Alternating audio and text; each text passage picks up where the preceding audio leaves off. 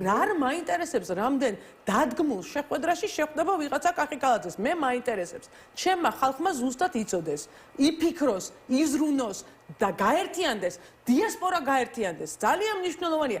კაი, შემდეგი არჩევნებში არ მიიღებს დიასპორა მონაწილეობას?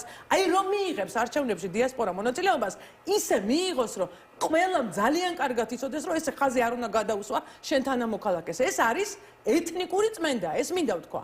რასაც ესენი უკეთებენ, ტყუილა არა ვარ გაბრაზებული. მეც ვიყავი ემიგრანტი და 16 წელი დედაჩემი მუშაობდა და სადაც არ უნდა გაიხედოთ, ემიგრანტებით არის, ემიგრანტებით სულდგმულობს ჩვენი ქვეყანა.